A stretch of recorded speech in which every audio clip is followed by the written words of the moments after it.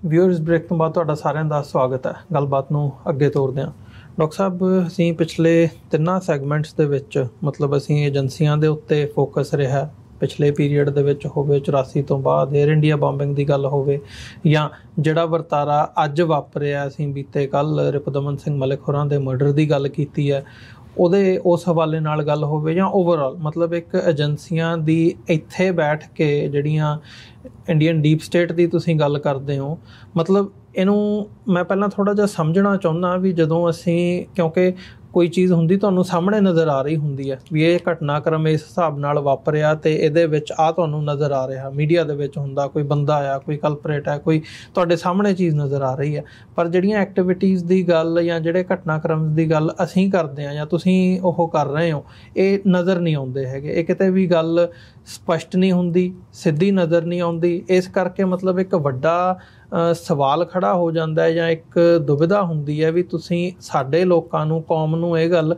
ਸਮਝਾਉਣੀ ਕਿਵੇਂ ਆ, ਉਹਨਾਂ ਨੂੰ ਇਹ ਗੱਲਾਂ ਦਿਖਾਉਣੀਆਂ ਕਿਵੇਂ ਨੇ ਵੀ ਇਹ ਵਰਤਾਰਾ ਇਸ ਤਰੀਕੇ ਨਾਲ ਨਹੀਂ ਜਿਵੇਂ ਤੁਸੀਂ ਸਿੱਧਾ ਇਹਨੂੰ ਦੇਖ ਰਹੇ ਹੋ, ਬਲਕਿ ਇਹਦੀ ਤਾਰ ਜਾਂ ਇਹਦੀ ਕੁੰਡੀ ਕਿਤੇ ਹੋਰ ਜਾ ਕੇ ਜੁੜਦੀ ਹੈ। ਇਹ ਸਮਝਣਾ ਬਹੁਤ ਜ਼ਰੂਰੀ ਹੈ। ਮਤਲਬ ਇਹਨੂੰ ਕਾਊਂਟਰ ਕਿਵੇਂ ਕਰਨਾ ਉਹ ਇੱਕ ਬਾਅਦ ਦਾ ਸਵਾਲ ਹੈ, ਪਰ ਸਮਝਣਾ ਪਹਿਲਾਂ ਜ਼ਰੂਰੀ ਹੈ। ਸੋ ਉਸ ਹਵਾਲੇ ਨਾਲ ਤੁਸੀਂ ਇਹ ਸਾਰੇ ਘਟਨਾਕ੍ਰਮ ਨੂੰ ਕਿਵੇਂ ਦੇਖਦੇ ਹੋ? 84 ਦਾ ਟਾਈਮ ਪੀਰੀਅਡ ਹੋਵੇ ਉਹ ਤੋਂ ਬਾਅਦ ਦਾ, ਜਾਂ ਜੋ ਅੱਜ ਵਰਤਾਰਾ ਅਸੀਂ ਦੇਖਦੇ ਹਾਂ ਮੀਡੀਆ ਦੇ ਵਿੱਚ ਖਬਰਾਂ ਜ਼ਰੂਰ ਆਉਂਦੀਆਂ ਨੇ, ਪਰ ਜਿੰਨੀ ਦੇਰ ਤੱਕ ਉਹ ਜਰਮਨ ਵਾਲੀ ਕਨਵਿਕਸ਼ਨ ਨਹੀਂ ਹੁੰਦੀ ਜਾਂ ਉਹ ਪ੍ਰੂਫ ਨਹੀਂ ਸਾਹਮਣੇ ਆਉਂਦਾ, ਉਨੀ ਦੇਰ ਤੱਕ ਲੋਕਾਂ ਨੂੰ ਸਮਝਾਉਣਾ ਵੀ ਔਖਾ ਹੁੰਦਾ। ਦੇਖੋ, ਇੱਕ ਗੱਲ ਦਾ ਧਿਆਨ ਰਹੇ ਕਿ ਮੈਜੋਰਿਟੀ ਲੋਕ ਕਿਸੇ ਵੀ ਜ਼ਮਾਨੇ 'ਚ, ਕਿਸੇ ਵੀ ਸੁਸਾਇਟੀ 'ਚ, ਦੁਨੀਆ ਦੇ ਕਿਸੇ ਵੀ ਹਿੱਸੇ 'ਚ, ਉਹਨਾਂ ਦਾ ਜਿਸ ਦੇ ਲਈ ਲਫ਼ਜ਼ ਜੇ ਮੈਂ ਇਹ ਕਹਾਂ ਕਿ ਵੀ ਉਹਨਾਂ ਦੀਆਂ ਅੱਖਾਂ ਬੰਦ ਹੁੰਦੀਆਂ ਨੇ ਤੇ ਸ਼ਾਇਦ ਇਹ ਜਸਟਿਸ ਨਹੀਂ ਹੋਏਗਾ, ਇਹ ਹੁੰਦਾ ਹੈ ਕਿ ਉਹਨਾਂ ਨੂੰ ਜੋ ਕੁਛ ਪਹਿਲਾਂ ਪਰੋਸਿਆ ਜਾਂਦਾ ਹੈ ਉਹ ਉਹਨੂੰ ਮਨਜ਼ੂਰ ਕਰ ਲੈਂਦੇ ਨੇ, ਐਕਸੈਪਟ ਕਰ ਲੈਂਦੇ ਨੇ। ਔਰ ਤੁਸੀਂ ਅੱਜ ਵੀ ਦੇਖੋਗੇ ਕਿ ਕਿਸੇ ਘਟਨਾਕ੍ਰਮ ਨਾਲ ਰਿਲੇਟਡ ਜਿਹੜਾ ਨੈਰੇਟਿਵ ਪਹਿਲਾਂ ਆ ਜਾਂਦਾ ਹੈ, ਜਿਹੜੀ ਖਬਰ, ਉਹੀ ਸਾਰੇ ਪਾਸੇ ਘੁੰਮ ਰਹੀ ਹੁੰਦੀ ਹੈ। ਔਰ ਮੈਜੋਰਿਟੀ ਲੋਕ ਜਿਸ ਚੀਜ਼ ਨੂੰ ਪੜ੍ਹਦੇ ਨੇ, ਹੁਣ ਤਾਂ TV ਨੇ ਉਹਨੂੰ ਹੋਰ ਸੌਖਾ ਕਰ ਦਿੱਤਾ ਹੈ, ਜਾਂ ਸੁਣਦੇ ਨੇ, ਉਸ ਅਸਰ ਨੂੰ ਕਬੂਲਦੇ ਨੇ। ਸੋ ਇਹਨੂੰ ਹੀ ਅਸੀਂ ਮੇਕ ਬਿਲੀਵ ਸਿਚੁਏਸ਼ਨ ਵੀ ਕਹਿੰਦੇ ਹਾਂ। ਫਿਰ ਇਹ ਜਿਹੜੀ ਮਿਸ ਇਨਫੋਰਮੇਸ਼ਨ ਹੁੰਦੀ ਹੈ ਜਾਂ ਜਿਹਦੇ ਲਈ ਲਫ਼ਜ਼ ਅੱਜ ਕੱਲ੍ਹ ਡਿਸਇਨਫੋਰਮੇਸ਼ਨ ਵੀ ਯੂਜ਼ ਹੁੰਦਾ ਹੈ, ਇਹ ਕਈ ਵਾਰ ਇੰਨੀ ਜ਼ਿਆਦਾ ਥਰੋ ਕੀਤੀ ਜਾਂਦੀ ਹੈ ਕਿ ਸਿਚੁਏਸ਼ਨ ਕੀ ਹੈ ਕੀ ਨਹੀਂ, ਪਰ ਪਰਸੀਵ ਤੁਸੀਂ ਕਿਵੇਂ ਕਰਦੇ ਹੋ ਉਹੀ ਟਰੂ ਨੌਲੇਜ ਹੁੰਦਾ। ਔਰ ਇਹਦੇ 'ਤੇ ਜੇ ਤੁਸੀਂ ਪਲੈਟੋ, ਸੋਕਰੇਟਿਸ ਤੋਂ ਲੈ ਕੇ ਹੁਣ ਤੱਕ ਦੇ ਮਾਰਕ ਟਵੇਨ ਤੱਕ ਦੇ ਥਾਟਸ ਦੇਖੋਗੇ ਤੇ ਇਹ ਇੱਕ ਅਰੀਨਾ 'ਚ ਨਹੀਂ ਹੁੰਦਾ ਹੈ ਪੋਲੀਟੀਕਲੀ, ਇਹ ਬਹੁਤ ਸਾਰੇ ਅਰੀਨਾ 'ਚ ਹੁੰਦਾ ਹੈ। ਕਈ ਚੀਜ਼ਾਂ ਤੁਹਾਨੂੰ ਕਿਵੇਂ ਪ੍ਰਭਾਵਿਤ ਕਰਦੀਆਂ ਨੇ। ਮੈਂ ਅੱਜ ਇੱਕ ਸਟੱਡੀ ਜਿਹੜੀ ਆਈ ਕਿ ਰੰਗ ਕਿਵੇਂ ਪ੍ਰਭਾਵਿਤ ਕਰਦੇ ਨੇ, ਕਿ ਭਾਈ ਇੰਗਲੈਂਡ ਦੇ ਗਰੁੱਪ ਨੇ ਲੱਭਿਆ ਵੀ ਜਿਹੜਾ ਪਿੰਕ ਰੰਗ ਹੈ, ਜੇ ਇਹ ਜਿਹੜੇ ਹਾਰਡ ਕ੍ਰਿਮੀਨਲ ਨੇ, ਹਾਰਡਨਡ, ਉਹਨਾਂ ਦੇ ਬੈਰਕਸ ਦੇ ਵਿੱਚ ਕੀਤਾ ਜਾਏ ਤਾਂ ਉਹਨਾਂ ਦਾ ਐਗਰੈਸਿਵ ਬਿਹੇਵੀਅਰ ਘੱਟ ਜਾਂਦਾ ਹੈ ਜੀ। ਔਰ ਉਹਨਾਂ ਨੇ ਕਿੰਨੇ ਸੈੱਲ ਜਿਹੜੇ ਨੇ ਉਹ ਪਿੰਕ ਪੇਂਟ ਕਰ ਦਿੱਤੇ ਔਰ ਦੂਸਰੇ। ਸੋ ਮਤਲਬ ਇਹ ਹੈ ਵੀ ਅਸੀਂ ਇਹ ਦੇਖਦੇ ਹਾਂ ਵੀ ਜਿਹੜੀ ਰੰਗ ਬੋਲਦੇ ਤਾਂ ਨਹੀਂ ਨੇ, ਲੇਕਿਨ ਨਾ ਬੋਲਣ ਵਾਲੀ ਚੀਜ਼ ਵੀ ਤੁਹਾਨੂੰ ਪ੍ਰਭਾਵਿਤ ਕਰਦੀ ਹੈ ਤੁਹਾਡੇ ਬਿਹੇਵੀਅਰ ਨੂੰ। ਸੋ ਇਸੇ ਤਰ੍ਹਾਂ ਜਦੋਂ ਇੱਕ ਖਾਸ ਕਿਸਮ ਦੀ ਚੀਜ਼ ਔਰ ਰਿਪੀਟਡਲੀ ਥਰੋ ਕੀਤੀ ਜਾਂਦੀ ਹੈ, ਮੈਜੋਰਿਟੀ ਉਹਨੂੰ ਬਿਲੀਵ ਕਰਦੀ ਹੈ। ਔਰ ਇਹੀ ਜਦੋਂ ਅਸੀਂ ਡਿਕਟੇਟਰਾਂ ਦੀ ਗੱਲ ਕਰਦੇ ਹਾਂ, ਉਹਨਾਂ ਦੀ ਕਾਮਯਾਬੀ, ਨਾਜ਼ੀਆਂ ਦੀ ਸਕਸੈਸ, ਹਿਟਲਰ ਨੂੰ ਉਹਨਾਂ ਨੇ ਕਿਵੇਂ ਲਾਰਜਰ ਦੈਨ ਗੋਡ ਬਣਾਇਆ, ਮੁਸੋਲਿਨੀ ਨੂੰ ਇਟਲੀ ਦੇ ਵਿੱਚ ਕਿਵੇਂ ਕਿ ਵੀ ਸਾਰੇ ਮਸਲਿਆਂ ਦਾ ਹੱਲ ਹੀ ਮੁਸੋਲਿਨੀ ਹੈ। ਅੱਜ ਭਾਰਤ ਦੇ ਵਿੱਚ ਉਹ ਵਰਤਾਰਾ ਤੁਸੀਂ ਮੋਦੀ ਦੇ ਹਵਾਲੇ ਨਾਲ ਦੇਖ ਰਹੇ ਹੋ ਕਿ ਮੋਦੀ ਨੂੰ ਜਿਹੜਾ ਇੱਕ ਟੋਟਲੀ ਅਨਪੜ੍ਹ, ਜਿਹਦਾ ਕਤਲਾਂ ਦੇ ਵਿੱਚ ਮੁਲਵਸ, ਇੱਕ ਪੂਰਾ ਫਰਾਡੀਆ ਬੰਦਾ, ਹਰ ਪਾਸਿਓਂ ਝੂਠ, ਕਿਸ ਕਿਸਮ ਦੇ ਜੁਮਲੇਬਾਜ਼ ਔਰ ਦੂਸਰੇ ਕਰਨ ਵਾਲਾ, ਪਰ ਤੁਸੀਂ ਅੱਜ ਦੇਖੋਗੇ ਕਿ ਉਹਨੂੰ 1 ਬਿਲੀਅਨ 400 ਮਿਲੀਅਨ ਲੋਕਾਂ ਦਾ ਹੀਰੋ ਬਣਾ ਕੇ ਮੋਦੀ ਹੈ ਤਾਂ ਮੁਮਕਿਨ ਹੈ। ਹੁਣ ਇਹ ਕਿਹਨੇ ਬਣਾਇਆ ਔਰ ਕੌਣ ਯਕੀਨ ਕਰਦਾ? ਉਸੇ ਨੇ। ਇਹ ਨਹੀਂ ਹੈ ਵੀ ਉਹਨੂੰ ਚੈਲੰਜ ਕਰਨ ਵਾਲੇ ਨਹੀਂ ਨੇ, ਉਹਨਾਂ ਦੀ ਕਮਿਊਨਿਟੀ 'ਚੋਂ ਹੀ, ਮੁਖਤਾਰਾ ਹਿੰਦੂ ਭਾਈਚਾਰੇ 'ਚੋਂ ਹੀ ਜਿਹੜੇ ਫੈਕਟਸ ਨਾਲ ਗੱਲ ਕਰ ਰਹੇ ਨੇ, ਉਹਨਾਂ ਨੂੰ ਕਹਿ ਰਹੇ ਨੇ ਜੀ ਦੇਖੋ, ਤੁਸੀਂ ਕਹਿ ਰਹੇ ਹੋ ਦੇਸ਼ ਤਰੱਕੀ ਕਰ ਰਿਹਾ ਹੈ, ਡਾਲਰ ਦੇ ਮੁਕਾਬਲੇ 80 ਰੁਪਇਆ ਹੋ ਗਿਆ ਇੰਡੀਆ ਦਾ, ਟ੍ਰੇਡ ਇੰਨੀ ਘਟ ਗਈ, ਇੰਨਾ ਪਿੱਛੇ ਚਲਾ ਗਿਆ। ਤੁਸੀਂ ਕਹਿ ਰਹੇ ਹੋ ਚਾਈਨਾ ਦੇ ਨਾਲ ਅਸੀਂ ਪੂਰਾ ਰੱਖਾਂਗੇ ਤਾਂ ਉਹਨਾਂ ਦਾ ਤਾਂ ਜਿਹੜਾ ਉਹ ਬੈਲੈਂਸ ਵੱਧ ਗਿਆ, ਇੰਪੋਰਟ ਤੁਸੀਂ ਜ਼ਿਆਦਾ ਕਰ ਰਹੇ ਹੋ ਉਹਨਾਂ ਦਾ ਸਟਾਫ। ਲੇਕਿਨ ਤੁਸੀਂ ਦੇਖੋਗੇ ਜਦੋਂ ਇੱਕ ਨੈਰੇਟਿਵ ਬਿਲਡ ਕੀਤਾ ਹੁੰਦਾ, ਲੋਕ ਉਹ ਸੁਣਨ ਨੂੰ ਤਿਆਰ ਨਹੀਂ ਹੁੰਦੇ। ਹੁਣ ਇਹੀ ਕਾਰਨ ਅਲਟੀਮੇਟ, ਔਰ ਇਹੀ ਸ੍ਰੀਲੰਕਾ ਦੇ ਕ੍ਰਾਈਸਿਸ ਦੀ ਦੇਖ ਲਓ, ਇਹੀ ਗੋਟਾਬਿਆ, ਇਹੀ ਦੂਜੇ ਜਿਹੜੇ ਸਾਰੇ ਰਾਜਾ ਪਕਸੇ, ਮਹਿੰਦਰਾ, ਇਹ ਸਾਰੇ ਭਰਾ ਸੀ। ਕਿਉਂਕਿ ਲੋਕਾਂ 'ਚ ਹੇਟਰੇਡ ਤਾਮਿਲਾਂ ਦੇ ਲਈ, ਤਾਮਿਲ ਹਿੰਦੂਆਂ ਲਈ ਫੈਲਾਈ ਹੋਈ ਸੀ, ਕਿਉਂਕਿ ਉਹਨਾਂ ਨੇ ਉਹਨਾਂ ਦਾ ਐਂਡ ਕੀਤਾ ਬਿਲਕੁਲ ਬਰੂਟਲ ਤਰੀਕੇ ਨਾਲ, ਸਾਰੇ ਹਿਊਮਨ ਰਾਈਟ ਵਾਇਲੇਟ ਕਰਕੇ ਲੋਕਾਂ ਦੇ ਵਿੱਚ। ਉਹ ਬਾਕੀ ਉਹਨਾਂ ਦੇ ਖਾਨੇ ਬੰਦ ਹੋ ਗਏ ਲੋਕਾਂ ਦੇ। ਉਹਨਾਂ ਨੂੰ ਲੱਗਾ ਵੀ ਇਹੀ ਹੈ ਸਾਡਾ ਜਿਹੜਾ ਸਾਨੂੰ ਨਿਜ਼ਾਤ ਦਿਵਾ ਸਕਦਾ। ਔਰ ਅੱਜ ਅਸੀਂ ਦੇਖ ਰਹੇ ਹਾਂ ਕਿ ਸੁਸਾਇਟੀ ਕਿਸ ਕ੍ਰਾਈਸਿਸ ਜਾ ਕੇ ਐਂਡ ਹੋਈ ਹੈ ਜੀ। ਹੁਣ ਤੁਸੀਂ ਨੈਰੇਟਿਵ ਦੀ ਦੇਖੋ, ਔਰ ਮੈਂ ਹਰਤੋਸ਼ ਸਿੰਘ ਬੱਲ ਪ੍ਰੋਮੀਨੈਂਟ ਜਰਨਲਿਸਟ ਹੈ, ਤਹਿਲਕਾ ਦੇ ਵੇਲੇ ਵੀ ਉਹਦਾ ਰੋਲ ਰਿਹਾ, ਮੈਂ ਉਹਦਾ ਟਵੀਟ ਦੇਖ ਰਿਹਾ ਸੀ। ਉਹਨੇ ਕਿਹਾ ਕਿ ਇਹ ਜਿਹੜਾ ਮਲਕ ਦੇ ਮਰਡਰ ਤੋਂ ਬਾਅਦ ਜਿਹੜਾ ਸਾਰਾ ਮੀਡੀਆ ਜਾਂ ਦੂਜੇ 'ਚ ਪ੍ਰੈਜ਼ੈਂਟ ਕੀਤਾ ਜਾ ਰਿਹਾ, ਉਹਦਾ ਰੋਲ ਏਅਰ ਇੰਡੀਆ ਦੇ ਹਵਾਲੇ ਨਾਲ ਕੀਤਾ ਜਾ ਰਿਹਾ ਜੀ। ਉਹਨੇ ਕਿਹਾ ਵੀ ਜਿਹੜਾ ਉਹਦਾ ਕਰੰਟ ਰੋਲ ਸੀ ਕਿ ਬਾਈ ਉਹ ਕਿਵੇਂ ਮੋਦੀ ਦਾ ਸਪੋਰਟਰ ਹੋ ਕੇ ਨਿਬੜਿਆ, ਕਿਵੇਂ ਉਹ ਮੋਦੀ ਦਾ ਐਡਮਾਇਰਰ, ਰਾਈਟ ਵਿੰਗ ਹਿੰਦੂਇਜ਼ਮ ਦੇ ਹਿੰਦੂਤਵਾ ਦੇ ਨਾਲ ਉਹ ਕਿਵੇਂ ਜੁੜਿਆ, ਇਹਦਾ ਕਿਤੇ ਜ਼ਿਕਰ ਤੱਕ ਵੀ ਨਹੀਂ ਹੈ। ਹੁਣ ਉਹਦਾ ਜੇ ਜ਼ਿਕਰ ਉਹ ਕੈਨੇਡੀਅਨ ਕੰਟੈਕਸਟ ਉਹਦਾ ਜ਼ਿਕਰ ਕਰ ਰਹੇ ਨੇ, ਕਿਉਂਕਿ ਕੈਨੇਡੀਅਨ ਇਹੀ ਕਾਰਨ ਹੈ ਕਿ ਉਹਨਾਂ ਨੇ ਸਭ ਤੋਂ ਜ਼ਿਆਦਾ ਸਰਕੂਲੇਟ ਉਹ ਲੈਟਰ ਕੀਤਾ ਜਿਹੜਾ ਮਲਕ ਨੇ ਮੋਦੀ ਦੀ ਤਾਰੀਫ ਦੇ ਵਿੱਚ ਲਿਖਿਆ ਸੀ ਕਿ ਜੀ ਮੋਦੀ ਦਾ ਬਹੁਤ ਸਿੱਖਾਂ ਦਾ ਦੋਸਤ ਹੈ, ਜੋ ਸਿੱਖਾਂ ਲਈ ਕਰ ਰਿਹਾ, ਕੋਈ ਹੋਰ ਨਹੀਂ। ਕਿਉਂਕਿ ਉੱਥੇ ਨੈਰੇਟਿਵ ਉਹਨਾਂ ਨੂੰ ਵਿਦਨ ਕੰਟਰੀ ਚਾਹੀਦਾ ਇਹ ਦੱਸਣ ਦੇ ਲਈ ਕਿ ਕਿਉਂਕਿ ਮੋਦੀ ਹਿੰਦੂਤਵੀ ਖੈਮੇ 'ਚ ਚਲਾ ਗਿਆ ਸੀ, ਇਸ ਲਈ ਖਾਲਿਸਤਾਨੀਆਂ ਨੇ ਉਹਦਾ ਐਂਡ ਕਰ ਦਿੱਤਾ। ਉੱਥੇ ਨੈਰੇਟਿਵ ਇਹ ਬਿਲਡ ਕਰ ਰਹੇ ਨੇ, ਦੇਖੋ ਜੀ ਵੀ ਅਲਟੀਮੇਟਲੀ ਜਿਹੜਾ ਹੈ ਦੋਜ਼ ਹੂ ਲਿਵ ਬਾਈ ਦਾ ਸੌਰਡ ਡਾਈ ਬਾਈ ਦਾ ਸੌਰਡ, ਕਿ ਜੀ ਦੇਖੋ ਹਿੰਸਾ ਦੇ ਨਾਲ ਉਹਨੇ ਮਾਰੇ ਸੀ, ਉਹਦੇ 'ਚ ਉਹ ਕੰਸਪਾਇਰ ਕੀਤਾ ਸੀ। ਔਰ ਦੂਜਾ ਉਹਨੂੰ ਬੱਬਰ ਹਾਲਾਂ ਜਦੋਂ ਰਿਪੁਦਮਨ ਸਿੰਘ ਮਲਕ ਰਿਲੀਜ਼ ਹੋ ਕੇ ਵੀ ਆਉਂਦੇ ਨੇ, ਐਕਵਿਟ ਹੁੰਦੇ ਨੇ, ਉਹਨਾਂ ਨੂੰ ਪੁੱਛਿਆ ਜਾਂਦਾ ਹੈ ਵੀ ਤੁਹਾਡੇ ਤੇ ਇਲਜ਼ਾਮ ਹੈ ਕਿ ਤੁਸੀਂ ਬੱਬਰ ਖਾਲਸਾ ਨੂੰ ਜਿਹਨੇ ਇਹਦੀ ਜ਼ਿੰਮੇਵਾਰੀ ਲਈ ਹਾਦਸੇ ਦੀ, ਉਹਨਾਂ ਨੂੰ ਤੁਸੀਂ ਫੰਡ ਕੀਤਾ। ਉਹ ਕਹਿੰਦਾ ਜੀ ਹਾਂ ਮੈਂ ਕੀਤਾ, ਕਿਉਂਕਿ ਉਦੋਂ ਬੈਂਡ ਆਰਗੇਨਾਈਜੇਸ਼ਨ ਨਹੀਂ ਸੀ। ਔਰ ਦੂਸਰਾ ਹੁਣ ਜਿਹੜਾ ਮਲਕ ਦੀ ਟ੍ਰਾਂਜੀਸ਼ਨ ਹੈ ਫਰੋਮ, ਔਰ ਜਿਹੜੀ ਉਹਨਾਂ ਦੀ ਪਰਸਨਲ ਲਾਈਫ ਬਾਰੇ ਵੀ ਜਿਹੜਾ ਆਉਂਦਾ ਕਿ 70s ਜਾਂ ਦੂਸਰਾ ਹੈ, ਉਹ ਤਾਂ ਬਿਲਕੁਲ ਹੋਰ ਕਿਸਮ ਦਾ ਲਾਈਫ ਸਟਾਈਲ ਸੀ ਉਹਨਾਂ ਦਾ। ਉਹ ਕੋਈ ਸਿੱਖੀ ਵੱਲ ਜਾਂ ਉਹ ਦੂਸਰਾ ਨਹੀਂ ਸੀ ਜੋ ਵੀ ਵਿਗੜੇ ਬੱਚੇ ਕਰਦੇ ਨੇ, ਉਸ ਕਿਸਮ ਦਾ ਸੀ। ਲੇਕਿਨ 84 ਦੇ ਘੱਲੂਘਾਰੇ ਨੇ ਬਦਲਿਆ। ਹੁਣ ਉਹ ਵੀ ਉਹਨਾਂ ਨੂੰ ਸੂਟ ਕਰਦਾ ਇਹ ਦੱਸਣ ਦੇ ਲਈ ਕਿ ਦੇਖੋ ਜੀ, ਔਰ ਉਹਦੇ 'ਚ ਕੋਈ ਸ਼ੱਕ ਨਹੀਂ ਹੈ ਕਿ ਬਾਣੇ ਦੇ ਵਿੱਚ 5 ਕਕਾਰੀ ਔਰ ਅਖੰਡ ਕੀਰਤਨੀ ਜਥੇ ਔਰ ਉਹਨਾਂ ਸਾਰਿਆਂ ਦੇ ਨਾਲ ਜਿਹੜਾ ਉਹ ਸੰਬੰਧ ਜੁੜਦੇ ਨੇ। ਲੇਕਿਨ ਨੈਰੇਟਿਵ ਕੀ ਬਿਲਟ ਹੋ ਰਿਹਾ ਹੁਣ, ਇਹ ਨੈਰੇਟਿਵ ਜੇ ਤਾਂ ਸਿੱਖਾਂ ਦੇ ਕੋਲ ਇੰਡੀਪੈਂਡੈਂਟ ਮੀਡੀਆ, ਇੰਡੀਪੈਂਡੈਂਟ ਲਾਈਨ ਹੋਏ ਤਾਂ ਅਸੀਂ ਇਹ ਜ਼ਰੂਰ ਦੱਸਦੇ ਕਿ ਭਾਈ ਇਹਨਾਂ ਨੇ ਕਿਵੇਂ ਤਲਵਿੰਦਰ ਸਿੰਘ ਪਰਮਾਰ ਨੂੰ ਕੋ ਕੇ ਸ਼ਹੀਦ ਕੀਤਾ। ਇੱਕ ਕੈਨੇਡੀਅਨ ਸਿਟੀਜ਼ਨ ਸੀ, ਉਹਨੂੰ ਜੇ ਕੋਈ ਜੁਰਮ ਉਹਨੇ ਕੀਤਾ ਸੀ ਕੈਨੇਡਾ 'ਚ, ਏਅਰ ਇੰਡੀਆ ਦਾ ਜੁਰਮ ਦੇ ਨਾਲ ਫਿਰ ਕੈਨੇਡਾ ਦੇ ਟਰਾਇਲ ਦਾ ਹਿੱਸਾ ਹੁੰਦੇ। ਫਿਰ ਅਸੀਂ ਇਹਨਾਂ ਨੂੰ ਪੁੱਛਦੇ ਕਿ ਭਾਈ ਇਹ ਜਿਹੜੇ ਸਾਰੇ ਨੇ ਪ੍ਰੋਫੈਸ਼ਨਲ ਜਿਹੜੇ ਹਾਇਰਡ ਅਸੈਸਿਨ ਨੇ, ਉਹ ਸਿੱਖ ਕੌਮ ਕਿਉਂ ਕਰੇਗੀ, ਆਪਣੇ ਬੰਦਿਆਂ ਨੂੰ ਕਿਉਂ ਇਵੇਂ ਕਰੇਗੀ। ਹੁਣ ਇਸ ਸਾਰੇ ਨੂੰ ਜੇ ਅਸੀਂ ਇਹ ਦੇਖਣਾ ਹੋਵੇ, ਜਦੋਂ ਅਸੀਂ ਬਾਰ-ਬਾਰ ਆਪਣੇ ਲੋਕਾਂ ਨੂੰ ਇਹ ਵਾਰਨ ਕਰਦੇ ਹਾਂ ਕਿ ਭਾਈ, ਔਰ ਇਹਦੇ 'ਚ ਕੋਈ ਦੋ ਰਾਵਾਂ ਨਹੀਂ ਕਿ ਸਭ ਤੋਂ ਵੱਡਾ ਦੁਸ਼ਮਣ ਅਗਿਆਨਤਾ ਹੁੰਦਾ, ਇਗਨੋਰੈਂਸ ਹੁੰਦੀ। ਔਰ ਜਿਹੜੇ ਲੋਕ ਇਗਨੋਰੈਂਟ ਹੁੰਦੇ ਨੇ ਉਹ ਅਫਵਾਹਾਂ 'ਚ ਵੀ ਯਕੀਨ ਕਰਦੇ ਨੇ, ਉਹ ਜੋ ਉਹਨਾਂ ਨੂੰ ਪਰੋਸਿਆ ਜਾਂਦਾ ਉਸ 'ਤੇ ਯਕੀਨ ਕਰਦੇ ਨੇ। ਔਰ ਭੋਲੇ ਭਾਲੇ ਲੋਕ ਬਹੁਤ ਵਾਰ ਇਸਤੇਮਾਲ ਹੋ ਜਾਂਦੇ ਨੇ, ਉਸ ਪ੍ਰੋਪੇਗੈਂਡੇ ਦਾ ਉਹ ਹਿੱਸਾ ਬਣ ਜਾਂਦੇ ਨੇ, ਕਿਉਂਕਿ ਉਹ ਅੱਗੇ ਵੀ ਦੂਸਰਿਆਂ ਨੂੰ ਕਹਿ ਰਹੇ ਹੁੰਦੇ ਨੇ। ਔਰ ਇਹ ਅਸੀਂ ਈਵਨ ਟਰਮੀਨੋਲੋਜੀ 'ਚ ਦੇਖਦੇ ਕਿ ਜੇ ਤੁਹਾਡੇ ਸਿੱਖ ਐਕਟਿਵਿਸਟ ਜਾਂ ਦੂਜੇ ਉਹ ਲਫ਼ਜ਼ ਯੂਜ਼ ਕਰ ਰਹੇ ਹੋਣ ਜੀ, ਜਦੋਂ ਸਰਕਾਰ ਨੇ ਆਪਰੇਸ਼ਨ ਬਲੂ ਸਟਾਰ ਕੀਤਾ, ਹੁਣ ਉਹ ਦੁਸ਼ਮਣ ਦਾ ਦਿੱਤਾ ਹੋਇਆ ਨਾਂ ਹੈ ਆਪਰੇਸ਼ਨ, ਤੁਸੀਂ ਬਿਮਾਰੀ ਠੀਕ ਕਰਨ ਤੁਸੀਂ ਲਫ਼ਜ਼ ਉਹੀ ਇਸਤੇਮਾਲ ਕਰ ਰਹੇ ਹੋ। ਫਿਰ ਜੇ ਸਰਕਾਰ ਨੇ ਆਤੰਕਵਾਦੀ, ਅਲਗਾਵਵਾਦੀ, ਉਗਰਵਾਦੀ ਕਿਹਾ, ਤੁਸੀਂ ਕਈ ਆਪਣੀਆਂ ਡਿਸਕਸ਼ਨਸ 'ਚ ਜਿਹੜੇ ਲੋਕ ਹੁਣ ਤਾਂ ਖੈਰ ਹਟ ਰਹੇ ਨੇ ਜਿਵੇਂ ਜਿਵੇਂ, ਤੇ ਉਹਨੂੰ ਉਹ ਵੀ ਅੱਤਵਾਦੀ ਜੀ, ਜਦੋਂ ਅੱਤਵਾਦੀਆਂ ਦਾ ਦੌਰ ਸੀ, ਜੇ ਸਰਕਾਰ ਨੇ ਕਾਲਾ ਦੌਰ ਲਫ਼ਜ਼ ਇਸਤੇਮਾਲ ਕੀਤਾ, ਜ਼ੁਲਮ ਤਾਂ ਉਹਨਾਂ ਦੇ ਨੇ, ਪਰ ਇਵੇਂ ਉਹ ਜਿਵੇਂ ਕਿ ਜੀ ਉਹਨਾਂ ਤੇ ਤੁਸੀਂ ਵੀ ਉਹ ਟਰਮ ਇਸਤੇਮਾਲ ਕਰਨੀ ਸ਼ੁਰੂ। ਈਵਨ ਤੁਸੀਂ ਦੇਖੋ ਨਵੰਬਰ 84 ਜਿੱਥੇ ਵਨ ਸਾਈਡਡ ਸਟੇਟ ਨੇ ਪਲਾਨ ਕਰਕੇ ਸਿੱਖਾਂ ਦੀ ਨਸਲਕੁਸ਼ੀ ਕੀਤੀ, ਹੁਣ ਤੋਂ ਕੁਝ ਸਾਲ ਪਹਿਲਾਂ ਤੱਕ 99% ਸਿੱਖ ਲਫ਼ਜ਼ ਦੰਗੇ ਇਸਤੇਮਾਲ ਕਰਦੇ ਸੀ ਜੀ, ਨਸਲਕੁਸ਼ੀ ਲਫ਼ਜ਼ ਜਾਂ ਦੂਜਾ ਤਾਂ। ਔਰ ਇਸ ਸਭ ਦੇ ਉੱਤੇ ਦੁਸ਼ਮਣ ਅਸੀਂ ਕਿਵੇਂ ਅਵੇਸਲੇ ਪੰਚ ਦੁਸ਼ਮਣ ਦੇ ਨੈਰੇਟਿਵ ਨੂੰ ਇਸਤੇਮਾਲ ਕਰਦੇ ਹਾਂ, ਪਰ ਦੁਸ਼ਮਣ ਦੀ ਚੌਕਸੀ ਪਹੁੰਚ ਦੇਖੋ ਕਿ ਜੇ ਕਨੈਟੀਕਟ ਸਟੇਟ ਅਸੈਂਬਲੀ ਸਾਈਟੇਸ਼ਨ ਦਿੰਦੀ ਹੈ 29 ਅਪ੍ਰੈਲ 1986 ਨੂੰ ਸਿੱਖ ਇੰਡੀਪੈਂਡੈਂਸ ਡੇ ਵਜੋਂ, ਕਿਵੇਂ ਉਹਨਾਂ ਦਾ ਲਾਣਾ, ਉਹਨਾਂ ਦੇ ਕੌਂਸੂਲੇਟ, ਲੋਕਲ ਬਿਜ਼ਨਸਮੈਨ, ਲੋਕਲ ਦੂਜੇ ਪਹੁੰਚ ਜਾਂਦੇ ਨੇ ਔਰ ਉਹ ਜਾ ਕੇ ਕਿਵੇਂ ਉੱਥੇ ਉਹਨਾਂ ਦਾ ਨੱਕ 'ਚ ਦਮ ਕਰ ਦਿੰਦੇ ਨੇ ਇਲੈਕਟਿਡ ਆਫੀਸ਼ੀਅਲਸ ਦਾ, ਜੀ ਇਹ ਤੁਸੀਂ ਕੀ ਕੀਤਾ। ਔਰ ਉਹਨਾਂ ਦੀ ਜੇ ਤੁਸੀਂ ਪਾਵਰ ਦੇਖਣੀ ਹੈ ਪੋਲੀਟੀਕਲੀ, ਇਹ ਤਾਂ ਅਸੀਂ ਗੱਲ ਕਰ ਰਹੇ ਹਾਂ ਵੀ ਏਜੰਸੀਆਂ ਦੀ ਜਾਂ ਡੀਪ ਸਟੇਟ ਦੀ।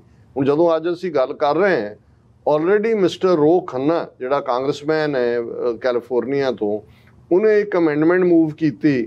ਹੁਣ ਅਮਰੀਕਾ ਦੇ ਵਿੱਚ ਇੱਕ ਲਾਅ ਹੈ ਬੜਾ ਸਖਤ, ਜਿਹੜਾ 2014 'ਚ ਜਦੋਂ ਕਿ ਰਸ਼ੀਆ ਨੇ ਕ੍ਰਾਈਮੀਆ ਨੂੰ ਐਨੈਕਸ ਕੀਤਾ ਔਰ ਬਾਅਦ 'ਚ ਉਹਦੇ 'ਤੇ ਰਸ਼ੀਅਨ ਏਜੰਸੀ 'ਤੇ ਇਲਜ਼ਾਮ ਲੱਗਿਆ ਕਿ ਉਹਨਾਂ ਨੇ ਅਮਰੀਕਨ ਜਿਹੜੀ ਪੋਲੀਟੀਕਲ ਪ੍ਰੋਸੈਸ 'ਚ ਇੰਟਰਫੀਅਰ ਕੀਤਾ, ਕਿ ਕੋਈ ਵੀ ਜਿਹੜਾ ਰਸ਼ੀਆ ਦੇ ਨਾਲ ਟ੍ਰੇਡ ਕਰੇਗਾ ਉਸ ਦੇ ਉੱਤੇ ਉਸ ਲਾਅ ਦੇ ਤਹਿਤ, ਉਹਦਾ ਲਾਅ ਦਾ ਨਾਮ ਵੀ ਇਸ ਕਿਸਮ ਦਾ ਹੀ ਹੈ ਕਿ ਜੀ ਉਹ ਜਿਹੜਾ ਅਮਰੀਕਨ ਇੰਟਰਸਟ ਦੇ ਖਿਲਾਫ ਕਰਨ ਵਾਲਾ ਜੀ। ਹੁਣ ਕਿਉਂਕਿ ਇੰਡੀਆ ਨੇ S-400 ਜਿਹੜਾ ਮਿਸਾਈਲ ਸਿਸਟਮ ਹੈ, ਡਿਫੈਂਸ ਮਿਸਾਈਲਸ, ਉਹ ਰਸ਼ੀਆ ਤੋਂ ਖਰੀਦਿਆ ਜੀ, ਔਰ ਉਹ ਉਸ ਦੀ ਜ਼ਦ ਦੇ ਥੱਲੇ ਆਂਦਾ, ਉਸ ਤੇ ਸੈਂਕਸ਼ਨਸ ਆਟੋਮੈਟਿਕਲੀ ਲੱਗਣੀਆਂ ਚਾਹੀਦੀਆਂ ਉਸ ਕਾਨੂੰਨ ਦੇ ਥੱਲੇ। ਹੁਣ ਤੁਸੀਂ ਉਹਨਾਂ ਦੀ ਪੋਲੀਟੀਕਲ ਰੀਚ ਵੀ ਦੇਖੋ ਕਿ ਰੋ ਖੰਨਾ ਮੂਵ ਕਰਦਾ ਅਮੈਂਡਮੈਂਟ ਕਿ ਜੀ ਇੰਡੀਆ ਨੂੰ ਵਨ ਟਾਈਮ ਐਕਸੈਪਸ਼ਨ ਦਿੱਤੀ ਜਾਏ, ਕਿਉਂਕਿ ਇੰਡੀਆ ਨੇ ਆਲਰੇਡੀ ਉਹ ਡੀਲ ਕੀਤੀ, ਉਹ ਲਾ ਲਾਗੂ ਹੋ ਜਾਣਾ ਚਾਹੀਦਾ ਸੀ, ਔਰ ਵੌਇਸ ਵੋਟ ਦੇ ਨਾਲ ਯੂਨੈਨੀਮਸਲੀ ਉਹ ਹਾਊਸ ਦੇ ਵਿੱਚ ਪਾਸ ਹੋ ਜਾਂਦਾ। ਹੁਣ ਇਹ ਨਹੀਂ ਹੈ ਵੀ ਕੱਲੀ ਉਹਨਾਂ ਦੀ ਡੀਪ ਸਟੇਟ ਵਿਦਨ ਅਮਰੀਕਾ ਉਹ ਕਿਵੇਂ ਇੰਟਰਫੀਅਰ ਕਰ ਰਹੇ ਨੇ। ਹੁਣ ਜੇ ਨਿਊਯਾਰਕ ਦਾ ਕੌਂਸਲ ਜਨਰਲ ਖੁਦ ਜਾ ਕੇ ਉੱਥੇ ਕਨੈਟੀਕਟ ਸਟੇਟ ਦੀ ਅਸੈਂਬਲੀ ਦੇ ਸਪੀਕਰ ਨੂੰ ਜਾ ਕੇ ਕਹਿੰਦਾ ਜੀ ਇਹ ਤੁਸੀਂ ਕਿਵੇਂ ਕਰ ਦਿੱਤਾ, ਇਸ ਤੋਂ ਵੱਡੀ ਕਿਹੜੀ ਇੰਟਰਫੀਅਰੈਂਸ। ਦਾ ਕੈਨੇਡਾ ਦੀ ਗੱਲ ਕੀਤੀ ਹੈ ਨਾ ਕਿ ਕੈਨੇਡਾ 'ਚ ਕਿਵੇਂ, ਇਹ ਅਮਰੀਕਾ 'ਚ ਕਿਵੇਂ ਹੋ ਗਿਆ ਵੀ ਜਿਹੜਾ ਉਹਨਾਂ ਦਾ ਕੌਂਸਲ ਜਨਰਲ ਜਿਹਦਾ ਕੋਈ ਲਾਗਾ ਦੇਗਾ ਨਹੀਂ ਹੈ ਉਸ ਦੇ ਵਿੱਚ ਸਿਸਟਮ 'ਚ ਇੰਟਰਫੀਅਰ ਕਰ ਰਹੇ। ਸੋ ਸਾਨੂੰ ਇਹ ਠੀਕ ਹੈ, ਸਾਨੂੰ ਇਹ ਪਤਾ ਹੈ ਵੀ ਸਾਡੀ ਲੜਾਈ ਇੱਕ ਐਸੇ ਦੁਸ਼ਮਣ ਦੇ ਨਾਲ ਹੈ ਜਿਹਦੇ ਕੋਲ ਸਾਰੇ ਸਾਧਨ ਨੇ, ਜਿਸ ਨੇ ਡੈਮੋਕ੍ਰੇਸੀ ਲਾਰਜੈਸਟ ਦਾ ਗਰਬ ਪਾਇਆ ਹੋਇਆ। ਹੁਣ ਮੋਦੀ ਤਾਂ ਇੱਕ ਕਦਮ ਅੱਗੇ ਗਿਆ, ਉਹਨੇ ਕਿਹਾ ਜੀ ਇਹ ਜਦੋਂ ਵੈਸਟ ਵਾਲੇ ਸਾਨੂੰ ਕਹਿੰਦੇ ਨੇ ਜੀ ਤੁਸੀਂ ਲਾਰਜੈਸਟ ਡੈਮੋਕ੍ਰੇਸੀ ਹੋ, ਇਹ ਪਾਰਸ਼ੀਅਲ ਟਰੂਥ ਹੈ। ਟਰੂਥ ਜਿਹੜੀ ਹੈ ਉਹ ਇਹ ਹੈ ਕਿ we are the mother of all democracies. ਸੌਦਾ ਇਹ ਵੇਚਣਾ ਹੋਏ, ਜਿਹਨੂੰ ਤੁਸੀਂ ਕਹੋ ਜੀ ਸ਼ਕਲ ਮੋਮਨਾ ਕਰਤੂਤ ਕਾਫਰਾਂ, ਕਰ ਤੁਸੀਂ ਕੀ ਰਹੇ ਹੋ।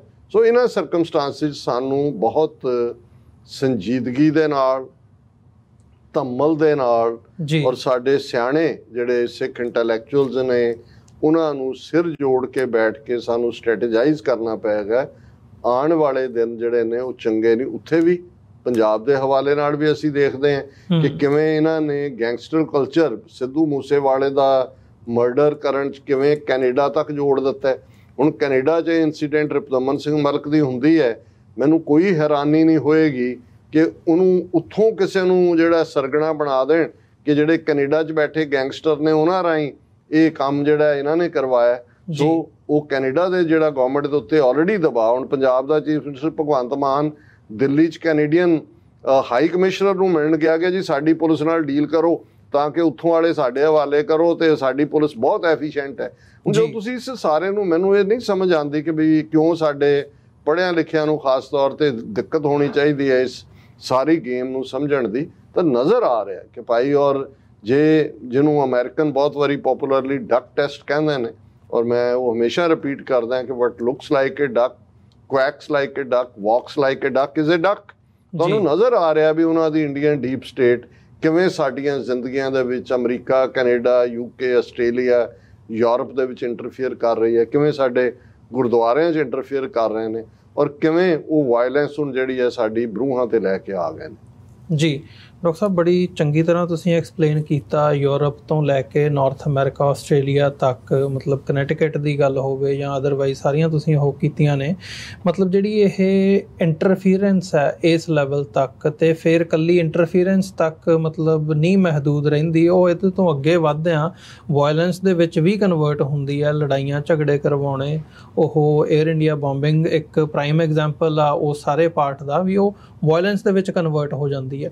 ਸੋ ਹੁਣ ਸਾਡੇ ਲਈ ਘੱਟੋ ਘੱਟ ਜਿਹੜੇ ਲੋਕ ਇਸ ਪਾਰਟ ਨੂੰ ਸਮਝ ਸਕਦੇ ਆ, ਦੇਖ ਸਕਦੇ ਆ, ਪੜ੍ਹ ਸਕਦੇ ਆ ਵੀ ਹਾਂ ਇਹ ਵਰਤਾਰਾ ਐਵੇਂ ਹੋ ਰਿਹਾ, ਉਹਨਾਂ ਦੇ ਲਈ ਕੀ ਆਪਸ਼ਨ ਹੈ ਕਿ ਇਹਨੂੰ ਅਸੀਂ ਕਾਊਂਟਰ ਕਿਵੇਂ ਕਰ ਸਕਦੇ ਹਾਂ। ਉਹ ਮਤਲਬ ਗੁਰਦੁਆਰਿਆਂ 'ਚ ਇਸ ਲੈਵਲ ਦੀ ਇੰਟਰਫੀਅਰੈਂਸ ਹੈ, ਉੱਥੋਂ ਤੁਸੀਂ ਕੀ ਕੱਢਣਾ ਨਜ਼ਰ ਨਹੀਂ ਆਉਂਦਾ, ਆਰਗੇਨਾਈਜੇਸ਼ਨਲ ਸਟਰਕਚਰਸ ਜਿਹੜੀਆਂ ਪੰਥਕ ਧਿਰਾਂ ਕਹਿ ਲਓ ਉਹਨਾਂ ਦੀਆਂ ਜਿਹੜੀਆਂ ਜਥੇਬੰਦੀਆਂ ਨੇ ਉਹ ਆਪਸ ਦੇ ਵਿੱਚ ਵੀ ਖੈਬੜੀਆਂ ਹੁੰਦੀਆਂ ਨੇ, ਜਾਂ ਕਿਤੇ ਨਾ ਕਿਤੇ ਉਹ ਮਤਲਬ ਰਿਸੋਰਸਿਸ ਇੰਨੇ ਕੁ ਘੱਟ ਹੁੰਦੇ ਆ ਕਿ ਉਹ ਮਤਲਬ ਜਸਟ ਇੱਕ ਪ੍ਰੋਟੈਸਟ ਕਰਨ ਤੱਕ ਜਾਂ ਅਖਬਾਰੀ ਬਿਆਨਬਾਜ਼ੀ ਤੱਕ ਹੀ ਇੱਕ ਹੱਦ ਬਣ ਜਾਂਦੀ ਹੈ, ਉਹਦੇ ਤੋਂ ਬਿਯੋਂਡ ਜਾਇਆ ਹੀ ਨਹੀਂ ਜਾਂਦਾ ਹੈਗਾ। ਮਤਲਬ ਕੀ ਕੀਤਾ ਜਾਵੇ ਕਿ ਇਸ ਪਾਰਟ ਨੂੰ ਥੋੜ੍ਹਾ ਜਿਹਾ ਕਰੈਕ ਕਰਦਿਆਂ ਜਾਂ ਇਸ ਵਾਇਲੈਂਸ ਨੂੰ ਵੀ ਕੰਟਰੋਲ ਕੀਤਾ ਜਾ ਸਕੇ ਜਾਂ ਇਹਦਾ ਜਵਾਬ ਦਿੱਤਾ ਜਾ ਸਕੇ, ਅਤੇ ਜਿਹੜੀ ਇਹ ਇੰਟਰਫੀਅਰੈਂਸ ਹੈ ਸਿੱਖ ਅਫੇਅਰਸ ਦੇ ਵਿੱਚ ਇਸ ਲੈਵਲ 'ਤੇ ਜਾ ਕੇ ਉਹਨੂੰ ਰੋਕਿਆ ਜਾ ਸਕੇ? ਦੇਖੋ, ਪਹਿਲੀ ਗੱਲ ਤਾਂ ਮੈਂ ਇਹ ਸਮਝਦਾ ਕਿ ਸਾਨੂੰ ਇੱਕ ਗੱਲ ਸਮਝ ਲੈਣੀ ਚਾਹੀਦੀ ਹੈ ਕਿ ਕੌਮੀ ਘਰ ਖਾਲਿਸਤਾਨ ਤੋਂ ਬਿਨਾਂ ਸਾਡਾ ਕੋਈ ਮਸਲਾ ਹੱਲ ਨਹੀਂ ਹੋਣਾ। ਇਹ ਸਾਡੀ ਅਲਟੀਮੇਟ ਮੰਜ਼ਿਲ ਹੈ। ਆਪਣੇ ਧਾਰਮਿਕ ਅਦਾਰਿਆਂ ਦੇ ਵਿੱਚ ਖਾਸ ਤੌਰ 'ਤੇ, ਕਿਉਂਕਿ ਅਸੀਂ ਗੁਰਦੁਆਰਿਆਂ ਦੇ ਝਗੜਿਆਂ ਤੋਂ ਵੀ ਪਰੇਸ਼ਾਨ ਹੁੰਦੇ ਹਾਂ, ਬਹੁਤ ਸਾਰੀਆਂ ਥਾਵਾਂ 'ਤੇ ਮਰਿਆਦਾ ਦਾ ਇਸ਼ੂ ਵੀ ਪਰੇਸ਼ਾਨ ਕਰਨ ਵਾਲਾ ਹੁੰਦਾ ਹੈ। ਔਰ ਲੇਟਲੀ ਜਿਹੜੀਆਂ ਕੁਛ ਡਿਬੇਟਸ ਜਿਹੜੇ ਆਪਣੇ ਆਪ ਨੂੰ ਸੁਧਾਰਵਾਦੀ ਕਹਿ ਕੇ ਜਿਹੜੀਆਂ ਸਿੱਖਾਂ ਦੀਆਂ ਪ੍ਰਮਾਣਿਤ ਆਸਥਾਵਾਂ ਨੇ, ਵਿਸ਼ਵਾਸ ਨੇ, ਉਹਨਾਂ ਦੇ ਉੱਤੇ ਸਵਾਲ ਚੁੱਕਦੇ ਨੇ, ਉਹਨਾਂ ਨੂੰ ਲੈ ਕੇ ਵੀ ਅਸੀਂ ਬਹੁਤ ਪਰਟਰਬ ਹੁੰਦੇ ਹਾਂ। ਫਿਰ ਅਸੀਂ ਦੇਖਦੇ ਹਾਂ ਕਿ ਧਾਰਮਿਕ ਮੁੱਦਿਆਂ 'ਚ ਗੁਰੂ ਗ੍ਰੰਥ ਸਾਹਿਬ ਦੀਆਂ ਬੀੜਾਂ ਦਾ ਇਸ਼ੂ, ਪਹਿਲਾਂ ਸ਼੍ਰੋਮਣੀ ਕਮੇਟੀ ਦਾ ਕੀ ਰੋਲ ਰਿਹਾ, ਫਿਰ ਅਸੀਂ ਨਵੀਂ ਡਿਬੇਟ ਉਹ ਸਾਰੇ ਦੇ ਉੱਤੇ ਦੇਖਦੇ ਹਾਂ, ਚੀਨ ਦੇ ਵਿੱਚ ਛਪਾਈ, ਕੌਣ ਲੋਕ ਇੱਥੇ ਇਨਵੋਲਵ ਨੇ, ਔਰ ਇਹ ਸਾਰੀ ਪ੍ਰੋਸੈਸ ਜਿਹੜੀ ਹੈ ਉਹ ਪੜਤਾਲੀਆ ਕਮੇਟੀਆਂ ਔਰ ਬਾਈਕਾਟਸ ਔਰ ਪ੍ਰੋਟੈਸਟ ਤੱਕ ਜਾ ਕੇ ਉਹਦੇ 'ਚ ਵੀ ਸਾਡਾ ਕਾਫੀ ਕੁਛ ਜਿਹੜਾ ਹੈ ਉਹ ਇਨਵੋਲਵ ਹੋ ਜਾਂਦਾ। ਮੈਂ ਇਹ ਮਹਿਸੂਸ ਕਰਦਾ ਹਾਂ ਵੀ ਇਹਦੇ 'ਚ ਕੋਈ ਸ਼ੱਕ ਨਹੀਂ ਹੈ ਕਿ ਅਸੀਂ ਡੇ ਟੂ ਡੇ ਆਪਣੀ ਜ਼ਿੰਦਗੀ ਵੀ ਜਿਉਣੀ ਹੈ, ਕੰਮਕਾਰ ਵੀ ਕਰਨੇ ਨੇ, ਬਾਕੀ ਪਾਰਟ ਵੀ ਹੈ, ਲੇਕਿਨ ਕੁਛ ਮੁੱਦੇ ਜਾਂ ਕੁਛ ਇਸ਼ੂ ਜਿਹੜੇ ਬੇਸ਼ੱਕ ਸਾਡੇ ਲਈ ਬਹੁਤ ਅਹਿਮ ਵੀ ਹੋਣ ਜਾਂ ਸਾਨੂੰ ਲੱਗੇ ਕਿ ਵੀ ਇਹਦੇ 'ਤੇ ਹੀ ਅਸੀਂ ਜਿਹੜਾ ਹੈ ਉਹ ਕਿਸੇ ਹੱਦ ਤੱਕ ਵੀ ਜਾਣਾ ਹੈ, ਪਰ ਜਦੋਂ ਕੌਮਾਂ ਆਪਣੀ ਹੋਂਦ ਦੀ ਲੜਾਈ ਲੜ ਰਹੀਆਂ ਹੁੰਦੀਆਂ, ਕੁਛ ਚੀਜ਼ਾਂ ਤੁਸੀਂ ਬੈਕ ਬਰਨਰ 'ਤੇ ਰੱਖ ਦਿੰਦੇ ਹੋ ਕਿ ਵੀ ਤੁਸੀਂ ਇਹਨੂੰ ਹੈਂਡਲ ਕਰੋਗੇ ਵਕਤ ਦੇ ਨਾਲ। ਪਹਿਲਾ ਤੁਹਾਡਾ ਇਸ਼ੂ ਕਿਸ ਉਦਮ 'ਤੇ ਰਾਜ ਮਿਲੇ, ਸ਼ਤਰੂ 'ਤੇ ਸਭ ਹੋਵੇ ਮੀਤਾ। ਇਸ ਗੱਲ ਦਾ ਧਿਆਨ ਰਹੇ ਵੀ ਜਦੋਂ ਤੁਸੀਂ ਸੋਵਰਨ ਹੁੰਦੇ ਹੋ, ਪਾਵਰਫੁਲ ਹੁੰਦੇ ਹੋ, ਆਪਣੀ ਕਿਸਮਤ ਆਪ ਘੜਨ ਜੋਗੇ ਹੁੰਦੇ ਹੋ, ਤੇ ਤੁਹਾਡੀਆਂ ਅੱਧਿਓਂ ਜ਼ਿਆਦਾ ਜਿਹੜੀਆਂ ਸਮੱਸਿਆਵਾਂ ਨੇ ਉਹ ਆਟੋਮੈਟਿਕਲੀ ਖਤਮ ਹੋ ਜਾਂਦੀਆਂ ਨੇ, ਕਿਉਂਕਿ ਉਹ ਖੜੀਆਂ ਹੀ ਗੁਲਾਮੀ ਦੇ ਪੀਰੀਅਡ 'ਚ ਹੁੰਦੀਆਂ। ਔਰ ਮੈਂ ਇਹਦੇ ਲਈ ਕਿਸੇ ਹੋਰ ਦੁਨੀਆ ਦੀ ਮੂਵਮੈਂਟ ਵੱਲ ਨਹੀਂ ਦੇਖਦਾ, ਮੈਂ ਦੇਖਦਾ ਹਾਂ ਵੀ ਜਦੋਂ ਗੁਰੂ ਸਾਹਿਬਾਨ ਸਰੀਰਕ ਜਾਮਿਆਂ 'ਚ ਮੌਜੂਦ ਸਨ, 10 ਜਾਮਿਆਂ ਦੇ ਵਿੱਚ ਕਿਉਂ ਜੇ ਚੈਲੰਜ ਲਿਆਂਦੇ ਗਏ।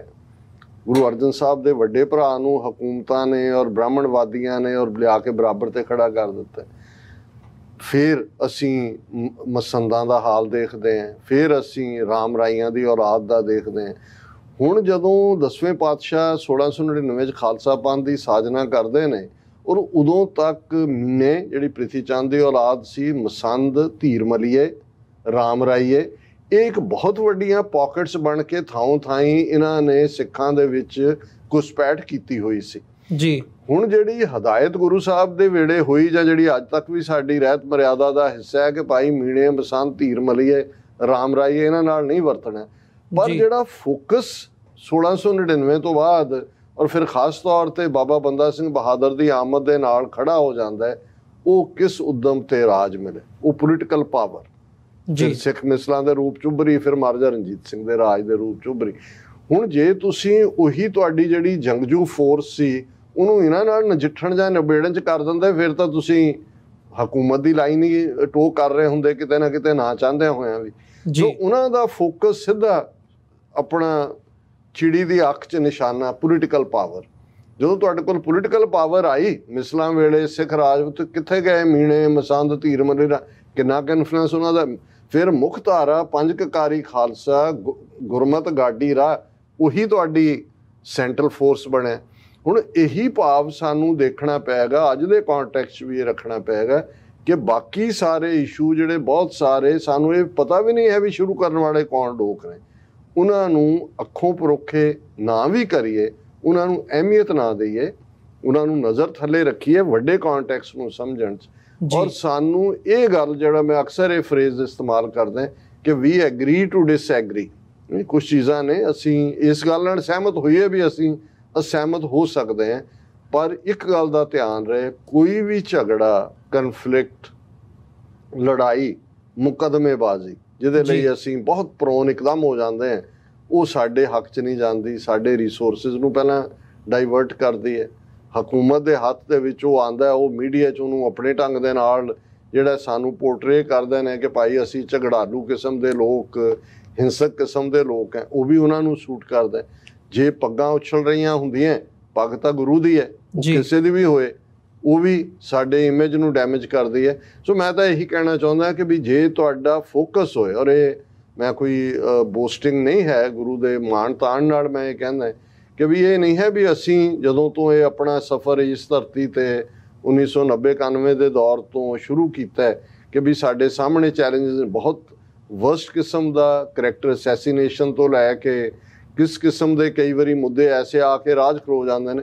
पर मैनू इस गल के उत्ते हमेशा रहा कि बहुत कुछ जिहड़ा है जदों तुहाडा अपना घर होएगा, खालिस्तान होएगा, साडे विद्वान, स्कॉलर, संत, गुरमुख जिहड़े ने आपस बैठ के ਜਿਹੜੇ ਪਾਰਟ ਜਿਹੜੇ ਸਾਡੇ ਅਸਹਿਮਤੀ ਵਾਲੇ ਨੇ, ਕੋਈ ਨਵਾਂ ਐਵੀਡੈਂਸ ਨਿਕਲ ਆਉਂਦਾ ਹੈ, ਤੁਸੀਂ ਕਰ ਹਾਲ ਦੀ ਘੜੀ ਅਸੀਂ ਬਾਕੀ ਮੁੱਦਿਆਂ ਦੇ ਉੱਤੇ ਉਹ ਇਸ਼ੂਜ਼ ਦੇ ਸਟੇਟਸ ਕੋ ਰੱਖ ਕੇ ਫੋਕਸ ਇਸ ਪਾਸੇ ਵੱਲ ਕਰੀਏ ਕਿ ਭਾਈ ਅਸੀਂ ਕਿਸੇ ਵੀ ਆਪਣੇ ਸਿੱਖ ਵੀਰ ਦੇ ਦਿਲ ਨੂੰ ਨਹੀਂ ਦਿਖਾਣਾ ਹੈ, ਕਿਸੇ ਦਾ ਵੀ ਜਿਹੜਾ ਹੈ ਖਾਮਖਾ ਵਿਰੋਧ ਨਹੀਂ ਕਰਨਾ, ਔਰ ਕਿਸੇ ਹਾਲਤ 'ਚ ਵੀ ਨੋ ਮੈਟਰ ਕਿੰਨਾ ਕੋਈ ਫੈਕਟਰ ਸਾਨੂੰ ਕੰਪਲਸਿਵ ਲੱਗਦਾ ਹੋਏ, ਹਿੰਸਾ ਦੇ ਵਿੱਚ ਮੁਲਵਸ ਨਹੀਂ ਹੋਣਾ। ये साडे लई जरूरी होएगा, क्योंकि बिना खालिस्तान की कायमी तो ये मसले अज भी ने, कल नूं होर भी वड्डे आउणगे। और साडा दुश्मन जिहड़ा मुगलों नालों ज़्यादा जालम है, अंग्रेज़ों नालों ज़्यादा चलाक है, और उन्होंने ये सारे ही हथियार जिहड़े अक्सर मैं मैंशन करदा है साम दाम दंड भेद चाणक्य नीति दे, वो साडे ते लाए हुए ने। और पर सानू इस गल ते भी फख्र होना चाहिए कि असी गुरु नानक दे सिख हैं। गुरु नानक ने सानू सच की दौलत दिती है, सानू हौसला दिता है, दुश्मन नूं वंगारण दा जिहड़ा है गुरु ने खुद वंगारिया, सानू भी दिता है। और दुनिया भर च असी इन्ने ऑड्स के बावजूद जदों असी देखते हैं कि साडे निशान भी झूलते हैं, साडा बेस्ट सिख करैक्टर कोविड-19 के चलदिआं भी सामने आया है। अज असी पिछले पीरियड देखिया अप्रैल च खालसा साजना दिवस मौके 5 मुल्कों के प्रेजिडेंट्स, प्राइम मिनिस्टर्स ने सिख कौम नूं खालसा साजना दिवस की मुबारक दी है। अमरीका, कैनेडा, आस्ट्रेलिया, न्यूजीलैंड, यूके, ये कोई छोटी प्राप्ति नहीं है। सो गुरु के उत्ते साडा विश्वास है, यही फेथ रहना चाहिए। पर दुश्मन की हर चाल तो बाखबर हो के with in the ambit of UN charter, with in the ambit of international law, Khalistan की स्ट्रगल नूं दरियाए जमुना तो वाघा तक इंडिपेंडेंट सॉवरन नेशन जिहड़ा इंडियन आर्मी जैक बूट थले है, और उस दुश्मन के टेंटैकल दुनिया भर दे विच सिखां दे खिलाफ जिहड़ी इन्होंने टोटल वॉर विढ़ी हुई है, उस नूं बेनकाब करिए और अल्टीमेटली असीं जितांगे जरूर। जी डॉक्टर साहब, बहुत बहुत धन्यवाद, तुसीं समां कढिया ते विचारां दी सांझ पाई है। ये सारे इशूज़ दे उपर ते नाल ही नाल इहदे पिछे की चलदा आ, किवें एजेंसीज़ दा काम जिहड़ा आ वो किस हिसाब नाल हुंदा, उहदे ते विचारां दी सांझ पाई है। उम्मीद करते हैं जिहड़े दर्शक साडे नाल इस वक्त जुड़े होए आ, जरूर अज दा शो जिहड़ा आ तुहानूं पसंद आया होवेगा, ते तुसीं अपने सुझाव, सवाल या किसी भी किस्म की तुहाडी जिहड़ी फीडबैक है वो सानू सोशल मीडिया राहीं साडे तक पहुँचदी कर सकते हो, या फिर जिहड़ी स्क्रीन दे उत्ते तुहाडे इन्फॉर्मेशन आ रही है उस राहीं तुसीं सानू भेज सकते हो। info@tv84.tv दे उत्ते या sos@tv84.tv दे उत्ते तुसीं सानू ईमेल लिख सकते हो, या फोन नंबर जिहड़ा आ 5166191984 इस नंबर राहीं तुसीं साडे तक पहुँच कर सकते हो। WhatsApp दे उत्ते भी ते डायरैक्ट कॉल राहीं भी, WhatsApp राहीं तुसीं सानू मैसेजेस भी कर सकते हो। इस अदारे नूं TV84 नूं चलदा रखण दे लई, अगे वधाउण दे लई सानू तुहाडी सहायता दी लोड़ है। TV84 नूं डोनेट करन दे लई तुसीं साडी वैबसाइट www.tv84.tv दे उत्ते जाके सानू मेल कर सकते हो, डोनेट कर सकते हो, या मंथली डोनेशनस दे लई प्लेज भी कर सकते हो। चैकर बना के TV84 दे नां दा साडे एड्रैस दे उत्ते तुसीं मेल कर सकते हो। स्टूडियो का एड्रैस है 3601 37th Avenue, long island city, New York 11101। Website फिर दसते हैं एक बार www.tv84.tv। ਤੁਸੀਂ ਸਾਨੂੰ ਸਾਡੇ फ़ोन नंबर ਰਾਹੀਂ ਵੀ ਸੰਪਰਕ ਕਰ ਸਕਦੇ ਹੋ 5166191984। ਇਸੇ ਦੇ ਨਾਲ ਵਿਊਅਰਸ ਜਿਹੜਾ ਇਹ ਅੱਜ ਦਾ ਪ੍ਰੋਗਰਾਮ ਹੈ ਇਹਦੇ ਵਿੱਚ ਅਸੀਂ ਇੱਥੇ ਹੀ ਤੁਹਾਡੇ ਕੋਲੋਂ ਇਜਾਜ਼ਤ ਚਾਹਾਂਗੇ। ਦੁਬਾਰਾ ਫਿਰ ਅਗਲੇ ਹਫਤੇ ਸੋਮਵਾਰ ਨੂੰ ਨਵੀਆਂ ਡਿਵੈਲਪਮੈਂਟਸ ਜਿਹੜੀਆਂ ਹੋਣਗੀਆਂ ਉਹਦੇ 'ਤੇ ਤੁਹਾਡੇ ਨਾਲ ਵਿਚਾਰਾਂ ਦੀ ਸਾਂਝ ਪਾਵਾਂਗੇ। ਸੱਚੋ ਸੱਚ ਪ੍ਰੋਗਰਾਮ ਦੇ ਵਿੱਚ ਅੱਜ ਦੇ ਸ਼ੋਅ ਦੇ ਵਿੱਚ ਇੱਥੇ ਹੀ ਇਜਾਜ਼ਤ ਚਾਹਾਂਗੇ। ਵਾਹਿਗੁਰੂ ਜੀ ਕਾ ਖਾਲਸਾ, ਵਾਹਿਗੁਰੂ ਜੀ ਕੀ ਫਤਿਹ ਜੀ।